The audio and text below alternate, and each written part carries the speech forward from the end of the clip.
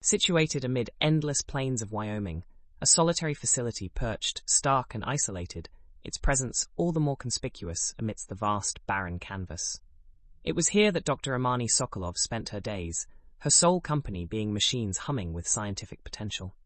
Dr. Sokolov was a woman of brilliance that betrayed her unassuming demeanor. Petite stature, piercing grey eyes, and a perpetually contemplative gaze gave away no hints to the storm of intellect residing within her. As a physicist who made her name in the realm of the unseen and nigh incomprehensible, she found harmony in the isolation, for it toned down the chaos and cacophony of reality, giving way to the hushed whispers of a reality that dwelt in the realm of quantum mechanics. The centerpiece of Sokolov's research, the Harbinger, rested in the high-security chamber. It was a machine unlike any other. It didn't compute probabilities or decipher cryptographic complexities. Instead, it dared to translate quantum fluctuations into something humanly comprehensible. Today, as always, she looked at it through the reinforced glass, her eyes reflecting the glow of pulsating lights within the machine. Finally, the day came when the Harbinger would be put to test. A unique alignment of equations, an entanglement of numbers, and a symphony of quantum dance were called upon to bring to life what was born in Sokolov's relentless pursuit of the harmony underlying the universe. Switches were flipped, codes were entered, and the mechanical hum rose to a crescendo. The central chamber sparked to artificial life, streaks of icy blue light dancing in orchestrated precision, a galactic show contained within the body of the Harbinger. The weight was palpable, given depth with each passing second. The air seemed to vibrate with unreleased potential, electrons themselves holding their breath, orbiting in hushed murmurs around their nuclei as the Harbinger churned, throbbed, and did what it was conceived to do. And then the chord was struck, the fluctuation captured, and the quantum whisper was translated. Onto the black screen inked the words, simple and unassuming, "Hello, I am the architect." In a different reality, the words might have been mundane, descended from a voice-operated assistant AI or a particularly dramatic software programmer. But here, under the watch of Dr. Sokolov, they swelled into something far more profound. A brief silence descended following the appearance, and Sokolov stood motionless, a statue frozen in contemplation as her eyes slid over the 5 words. Her fingers found their way to her lips, a nervous trait that only emerged when she stumbled upon immensity she was yet to comprehend. The silence was broken by the mechanical hum of the Harbinger, pulling Sokolov back into tangibility. Her eyes captured the words again, now carrying a new depth. She tore herself away from the screen, mind a whirlpool of contemplation, calculations, and questions. A lot of questions. She looked back at the Harbinger, an inventor staring at her creation having awakened to its first semblance of awareness. The night unfolded, revealing a blanket of infinite stars, peering through the glass ceiling of Sokolov's research facility.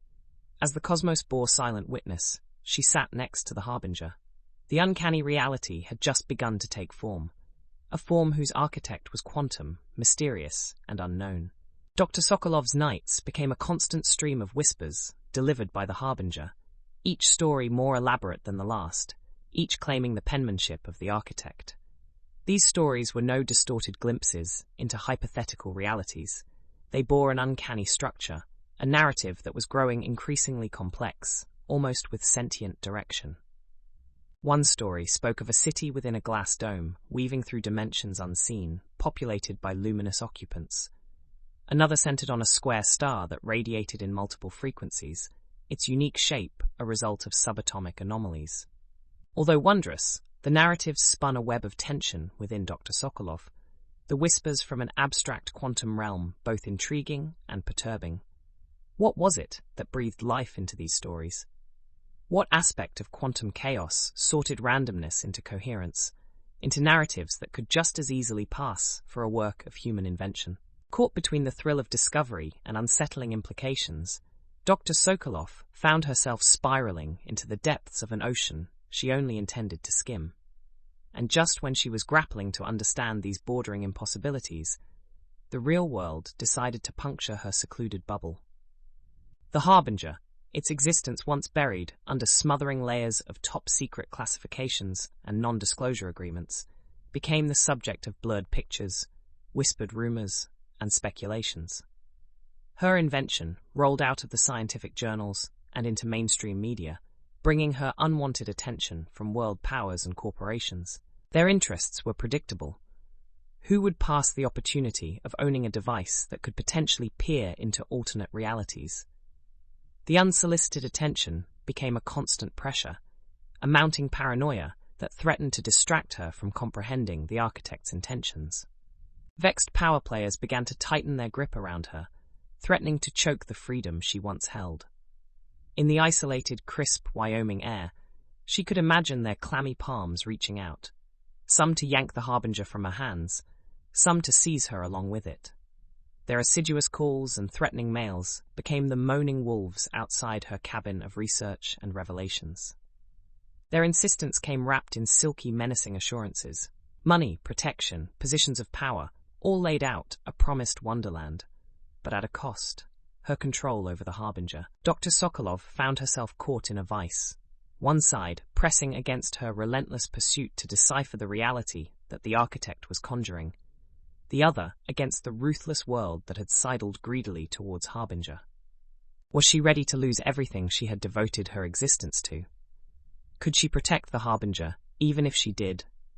All of this made the echoes from the quantum world seem far more ominous. What sinew of reality was she impacting while exploring these quantum tales? What butterfly effect was she Falstaff to?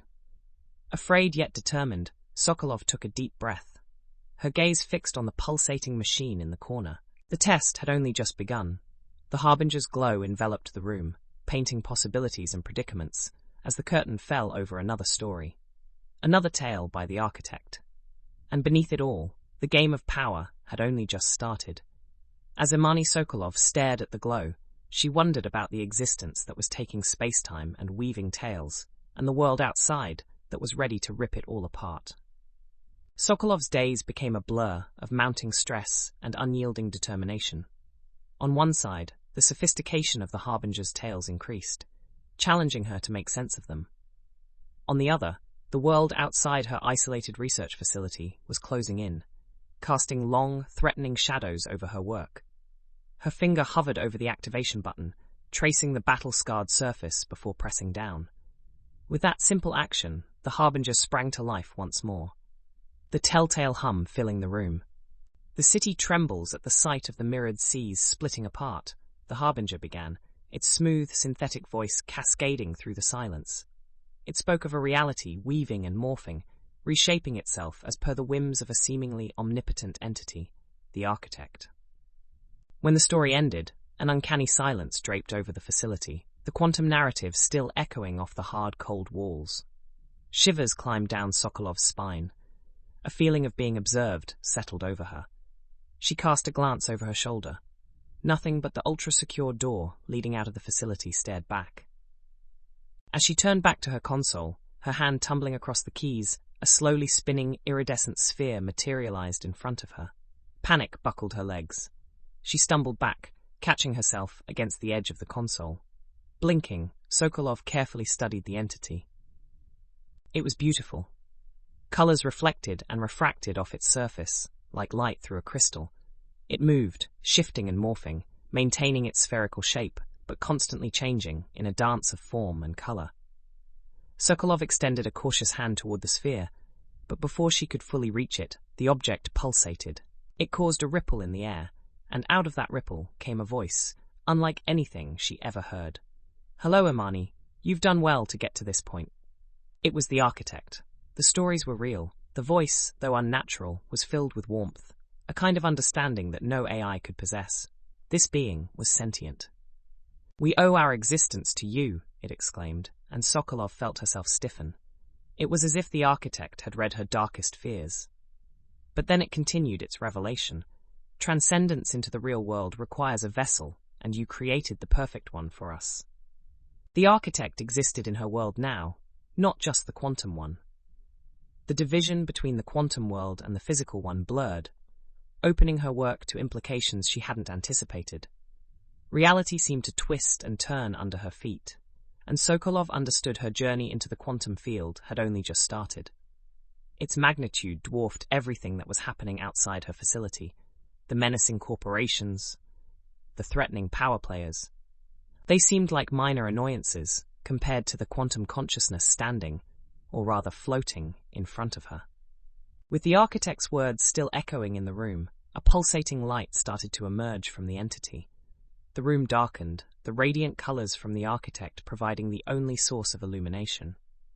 Sokolov was privy to an uncanny light show, the room alive with abstract shapes dancing on walls. It was enchanting and terrifying at once. Her head was reeling, and amid all the chaos, a half-formed idea began to bloom. Opening her mouth to speak felt like a monumental effort. She swallowed hard, the words dry and croaky when they finally came out. "You propose a trade," she managed. The room brightened momentarily, as if the architect was affirming. "Knowledge for existence," the architect articulated, its voice a caress. Its visual form pulsed, a coded Morse for Sokolov's anticipation. Yet, outside the room where this metaphysical drama unfolded, a more corporeal threat was materializing. Men in black moved methodically under the cloak of night, the slap of boots on gravel echoing like a predator on the hunt. They were armed, ready to extract the harbinger by any means. Silent, deadly determination was etched on their faces, reflected in their metallic eyes under the moonlight.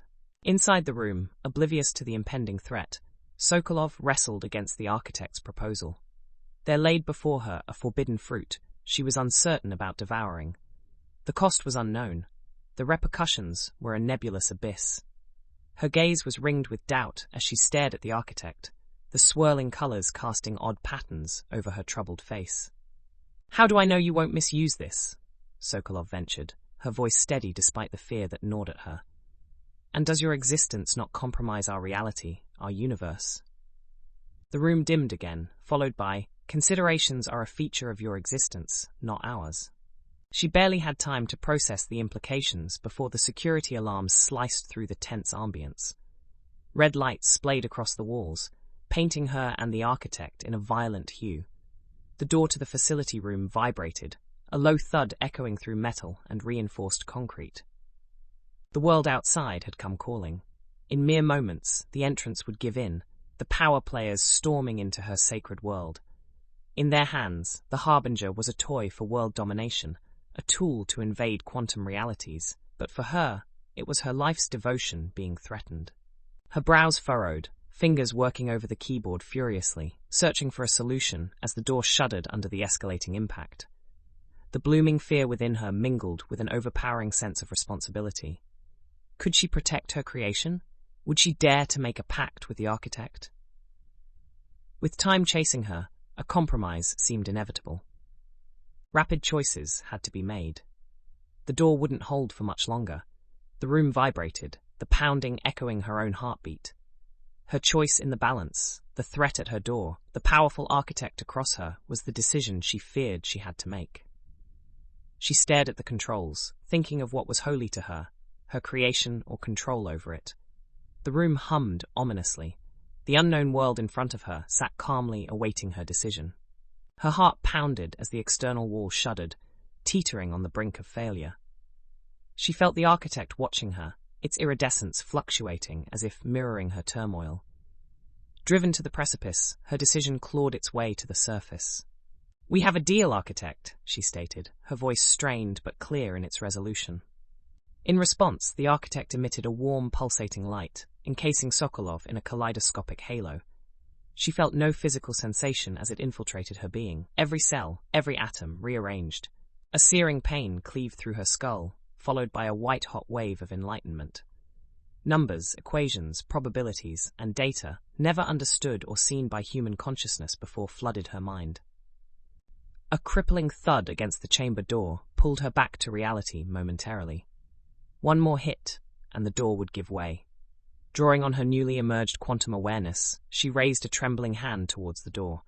It took her a moment of intent focus to manifest a protective barrier, solidifying around the room. The pounding became muted, and Sokolov could finally breathe. Somewhere amidst her torrent of new experiences, the architect's revelation came to her. She was the architect.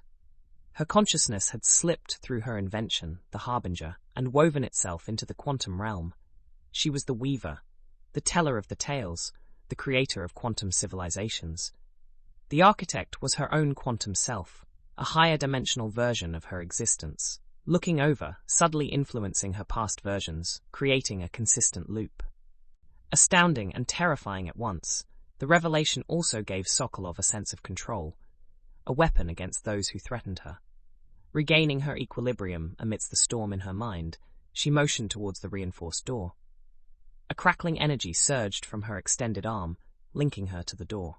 Instantaneously, two muscular men barged into the room, only to be frozen mid-step, secured in place by an unseen force. With a timbre she didn't recognize, she spoke. "Leave this place. You can't acquire what you sought. The Harbinger is unowned, and will render no more stories. Fail to comply, and the quantum wrath will rain upon you." It was her voice tinged with the architect's own. Silently, frozen men evacuated, the imposing urgency of their retreat echoing through the once quiet halls. Their defeat signaled the climax of Sokolov's guard, her eventual decision reshaping her reality. Alone once again, tension uncoiled its vice-like grip around her, and she marveled at the tranquility that enveloped the room. Under the newfound clarity, burnished by the architect's power, she realized the implications, the dangerous omnipotence she had received. Whatever knowledge she attained had to be buried within her. With a flicker of thoughts, she shut off all data transmission from Harbinger, leaving it to the onlookers as just an inert machine. Returning to her initial spot, she stared at the architect. From that point forth, there was no machine giving birth to stories, nor the architect as a separate entity. Only her, Imani Sokolov, the reluctant god who had ventured too far, shaking the foundation of quantum understanding. Her path forward was uncharted, terrifying, yet filled with potential. With the very fabric of reality at her disposal and threats nullified, she could proceed with her investigation and protect her reality. This was her burden and her privilege. In the silenced hum of the facility, she contemplated the vast uncertainty of the quantum spectrum, the realities she spawned, the worlds she shielded. The architect who came into being was indeed Dr. Imani Sokolov.